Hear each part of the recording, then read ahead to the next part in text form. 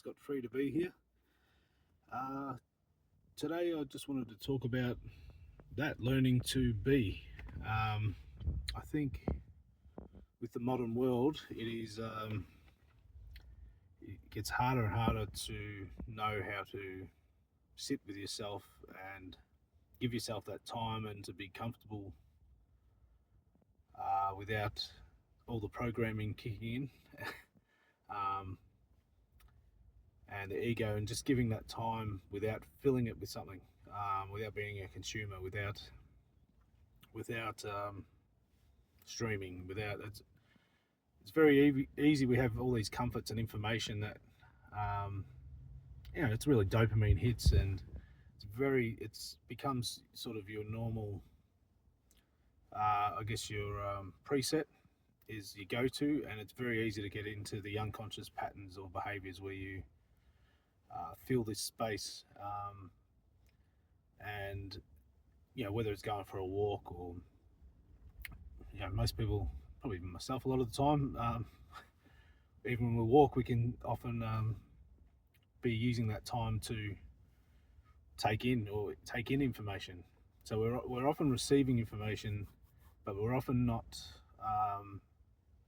It's not that we don't output information, but I don't think we give ourselves enough time to, in the stillness, to just be and understand and reflect and work out what is really our thoughts and deeper meaning of and beliefs. And it's easy to just, if we don't have enough time to actually decode and reflect, it's very easy to just give an opinion of a party line of an expected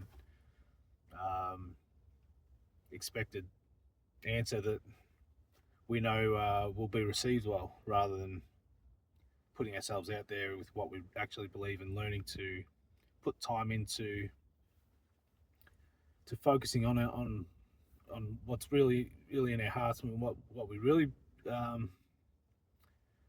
lights us up, and what we should really focus on. I think sometimes understanding that with myself, I've probably been through some times where I was living in survival and stressed, and I think the body was really probably went into like a shock response and cortisol, and it was just living in that stress response for too long, and I needed time to heal. And it takes time to actually go through and not inputting constant information. But probably what helped me was the information I started taking in was more about the mechanism of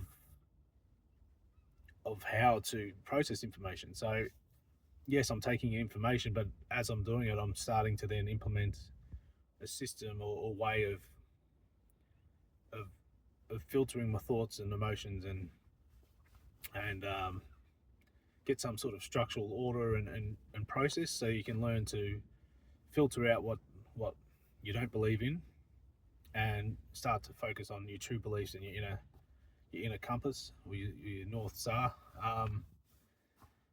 And I think that's how they talk about alignment, but I really think that space of just learning to be and allowing your subconscious brain, I think I've spoken about this a lot in other videos, which is by far the most information that's processed more than our logical brain or the ego mindset. And it's learning to tell the ego mindset, the conscious, to not fill it with shit, and to be comfortable and trust and have faith in that your body and mind, subconscious mind, knows what it can do to heal if you listen to it, if you give it that space. So it's something that you need to learn to sit with, and at first it's very uncomfortable. That's why your natural response is almost like, I need something, I need a dopamine here, or I need something, because this is awkward. So it's learning to sit past that phase long enough and then explore why you're uncomfortable. And then when you get deeper and you resolve some of these, I guess, patterns or triggers that what's really going on deep down, what we suppress, as Carl Jung would say, when you make the unconscious conscious, that's when you start to you're able to have a process where you can allow yourself to uncover what's really triggering you, and question your old beliefs that often often there's dissonance between what your actions are and what you actually truly believe, and until you actually uncover that and realize what there's some suppressed stuff down from which is out of date from when you're a kid, and you get triggered back to whatever that emotion is back at the time when it was unresolved. So sometimes that's why you see adults with childlike triggers or behaviors or responses. It goes back to when that wound was created. So when you sit with yourself and you go back and give yourself time to analyze and reflect, then you can. I think it's something you need to do daily, and journaling helps a lot, or even just recording like this. Don't have to share it with anyone, but it's getting it out, speaking it, and then your mind and body, your subconscious mind, that once you allow for that process daily and give that time, you don't realize it'll upload itself when you're sleeping, all that sort of stuff. So it's really, that's where prayer, reflection, whatever, it doesn't matter what religion, what you believe in. It's really about that other part of our brain that is more impactful on our reality than our conscious mind, because that's where we can sometimes feel stuck.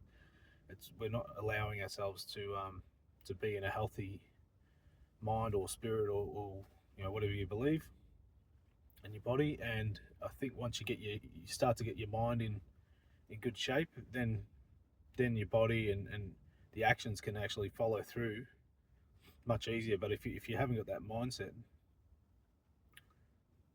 all is mind, as a lot of the Hermetics and a lot of the early early Christian Gnostics and all those beliefs, even before that, Stoicism. There's a long history in it. That doesn't matter which part of the world, which culture. If you go deep enough, it's the same pattern. And I think the ancients knew a lot more about this mindset, but they didn't have all the distractions that we've got now. Although they had their own issues, but I think today's challenges, especially with everything at your fingertips, learning to have that strong mind and wisdom it's very hard when we're getting triggered and we don't know why. So it's that time is needed to reflect and to get a process for yourself, and to make sure that it becomes like a ritual or part of your daily routine, and you'll see the benefits in whatever you're trying to achieve. And and I think it's just something that you should do for the rest of your life. If you go to the gym, this is like gym for your mind.